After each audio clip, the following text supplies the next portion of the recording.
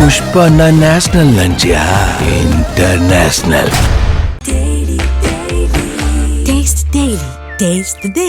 Rajini sir, Kamal sir, Vijay sir, Ajith sir, Vikram sir, Surya sir, Dhanush sir, Simbu சார்னு சொல்லிட்டு இப்படி எல்லா நடிகர்கள் கூடயும் நடித்த ஒரே ஹீரோயின் சிம்ரன் மேம்க்கு அப்புறம் நம்ம த்ரிஷா மேம் தான். ஸோ இன்னைக்கு அவங்க தமிழ் இண்டஸ்ட்ரிக்கு வந்து 22 வருஷம் ஆயிடுச்சு. ஆக்சுவலாக அவங்களுக்கு தமிழ் சினிமாவுக்கு வந்து 22 வருஷம் ஆச்சா, இல்லை அவங்க இந்த பூமிக்கு வந்து 22 வருஷம் ஆச்சா அப்படின்னு தெரியல. அந்த அளவுக்கு தான் இருக்கிறாங்க இப்பயும் பார்க்கும்போது. ஆமாம். ஸோ விஜய் சார் வந்து லியோ சக்ஸஸ் மீட்டை சொன்ன மாதிரி தான், ஒரு பொண்ணு 20 வயசுல ஹீரோ நடந்த பெரிய விஷயம் இல்லை, 20 வருஷமா அந்த பொண்ணு தன்னை ஹீரோனா வச்சுக்கிறது தான் பெரிய விஷயம் சொல்லிட்டு அதை சக்ஸஸ்ஃபுல்லாக த்ரிஷா மேம் வச்சிருக்காங்க. எப்படி சொல்றது, எனக்கு சின்ன வயசுல இருந்து ஹீரோ உனக்கு எந்த ஹீரோயின் பிடிங்கிட்டா த்ரிஷா அப்படின்னு நான் சொல்லுவேன். 20 வயசு ஆயிடுச்சு, எனக்கு 20 வருஷம் ஆயிடுச்சு, இப்பயும் கேட்டா த்ரிஷா தான் சொல்லுவேன். ரீசெண்டா நேர்ல பார்க்கும்போது கூட நமக்கு அந்த ஃபீல் அப்படியே தாங்க இருக்கு. எப்படிடா அவங்க இப்படியே வந்து இருக்கிறாங்க அப்படின்ற மாதிரி இருந்துச்சு. அதுவும் இல்லாம நம்ம வடிவேல் சாருடைய ஒரு டைலாக் இருக்கும், த்ரிஷா த்ரிஷா உன்னை பாவடதான் இல்ல பார்த்தா பரபரன்னு இருக்கு, மாடர்ன் ட்ரெஸ்ல பார்த்தா மார்க்கவா உன்னை பார்த்தாலே கட்டுக்கடுங்காத காலை ஆயிடுறேனே அப்படின்றது வந்து ரொம்ப உண்மை. அப்படின்றத தாண்டி அது வந்து அவங்க இன்னும் வந்து மெயின்டைன் பண்றாங்க அப்படின்றது தான் உண்மை.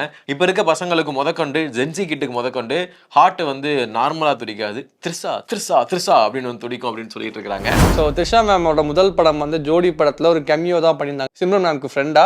பட் அவங்க முதல் படம் பார்த்தீங்கன்னா மௌனம் பேசியது படம் மியூஸ் ஆகி இன்னியோட 22 வருஷம் ஆகுது. ஸோ த்ரிஷா மௌனம் பேசியதை சொன்னோன்னா எனக்கு வந்து டக்குன்னு இப்போ எனக்கு மைண்ட்ல வந்து பேசலாமே அதான் ஞாபகம் வரும் எல்லாருக்கும். பேசலாமே அப்படின்ற ஒரு இதா இருக்கட்டும். அதே மாதிரி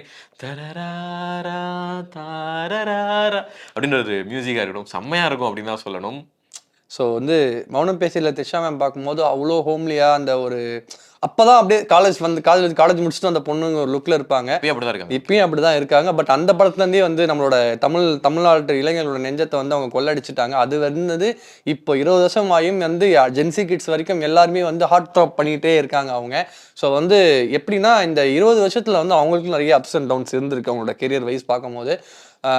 1999 மௌனம் பேசியது வருது. அதுக்கப்புறம் அடுத்த வருஷம் பார்த்தோன்னா 5 படம் நடிக்கிறாங்க தொடர்ந்து, தமிழ் தெலுங்குன்னு சொல்லிட்டு பைலிங்குலா படங்கள் பண்ணிட்டே இருக்காங்க.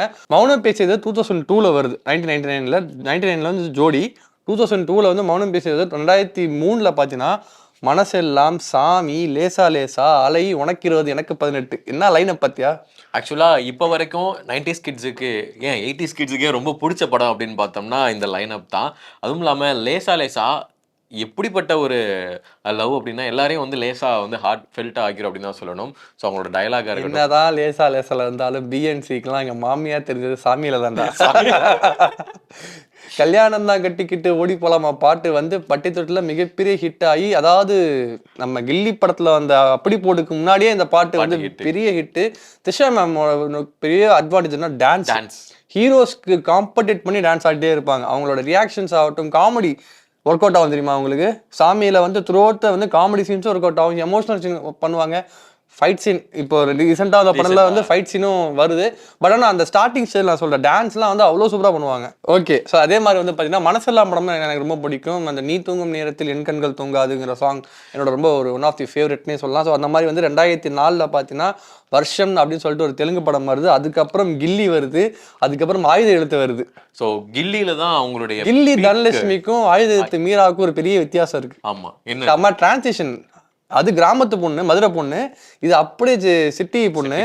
அதை வேரியேஷன் காட்டிருப்பாங்கல்ல உனக்கு. ஆமா, கில்லி வந்து பாத்தீங்கன்னா எல்லாருக்குமே பிடிச்ச படம் தான். ஸோ அப்படி போடு பாட்டு வந்து நமக்குலாம், ஐ மீன் எனக்குலாம் வந்து ஓகே விஜய் சார் படம் அப்படின்னு உட்காந்து பார்த்துருப்போம். பட் அந்த பாட்டோட மீனிங்கே தெரியாம அப்படின்னு சொல்லிட்டு ஒரு ஆடுன ஒரு வைப் வந்து அது வந்து அந்த வைப் வந்து இருக்கும்ல. ஸோ அந்த மாதிரி வந்து பார்த்தீங்கன்னா ஒரு பக்கம் வந்து விஜய் சார் கூட வந்து ஒரு 4 படம் பண்றாங்க. என்ன படம்னா கில்லி, திருப்பாச்சி, ஆதி, குருவி, இப்போ லியோ வரைக்கும் 5 படம். இப்போ கோட்டை சேர்த்தா 6வது அந்த சாங் சேர்த்தா 6 படம் பண்றாங்க. அதனால தான் அவங்களோட ஃப்ரெண்ட்ஷிப் இன்ன வரைக்கும் நல்லபடியா ஒரு கண்டிப்பா. அதுதான்டா விஜய் சாருக்கு வந்து சிம்ரன் வந்து ஃபேவரட் பேருங்கிறத மாத்தி எவர்கிரீன் பேர் அது விஜய் த்ரிஷா தான் அப்படின்னு சொல்லிட்டு ஆன் ஸ்கிரீன்ல வந்து வந்ததுக்கான காரணமே இந்த படங்கள்ல அந்த கெமிஸ்ட்ரினே சொல்லலாம். அதே மாதிரி அஜித் சார் கூடயும் ஒரு ஹீரோ வந்து 2 டாப் ஹீரோ வந்து அந்த கெமிஸ்ட்ரி மெயின்டைன் பண்றது கஷ்டம் இல்ல. அஜித் சாரோட பாத்தீங்கன்னா கிரீடம், மங்காத்தா, என்ன இருந்தால், இப்போ வரப்போற விடாமுயற்சி, குட் பேட் அக்லி, அப்புறம் வந்து ஜி டிங் டாங் கோயில் மணி. நம்ம விபி கூட அந்த படத்துல தான் இருப்பாரு. So Vikram sir sorry Ajith sir கூடயும் வந்து கிட்டத்தட்ட வந்து இப்போ இத்தனை படம் பண்ணிருக்காங்க.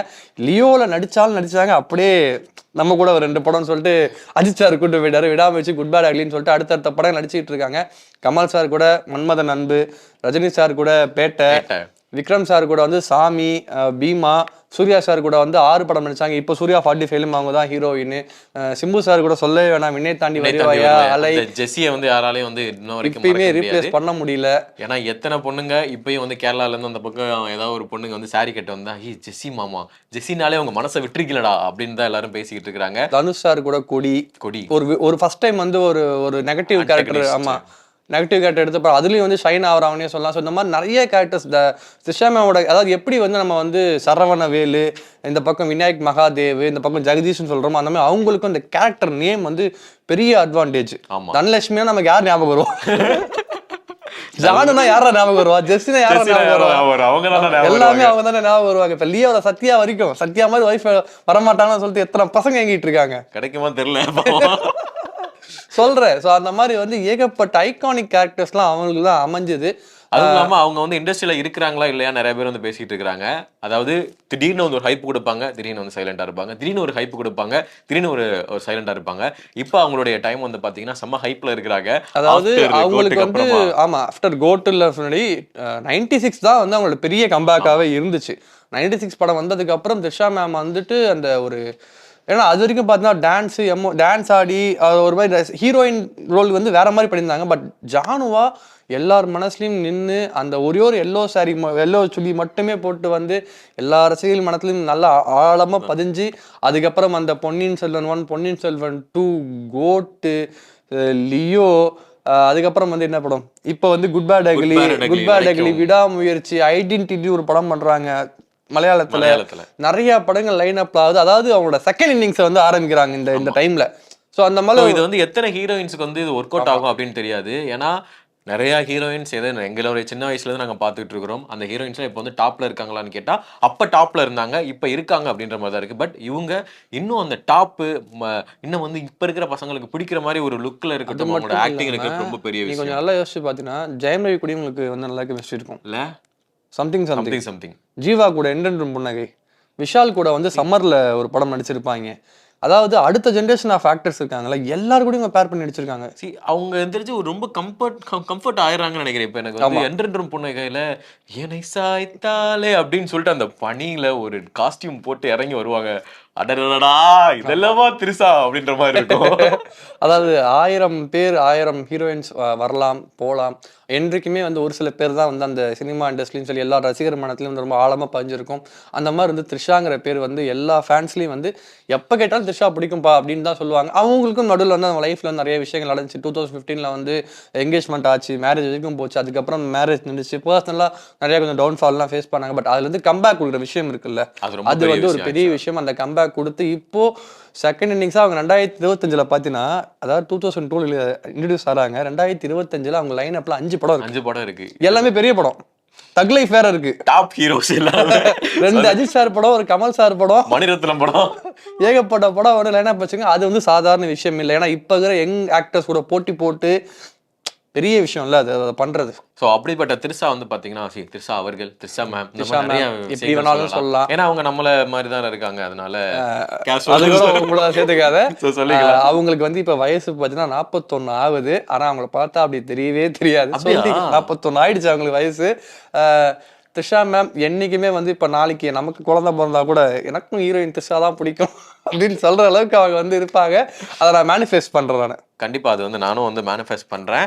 ஸோ நம்ம வந்து த்ரிஷா மேமோட எவ்வளவு ஃபேன் அப்படின்றது காலமா இருக்கணும். அவங்க கடந்தும் அவங்களோட அந்த அந்த அந்த பயணங்கள் தொடரும், சேவைகள் வந்து தமிழ் சினிமாக்கு தேவை அப்படின்னு தான் சொல்லணும்.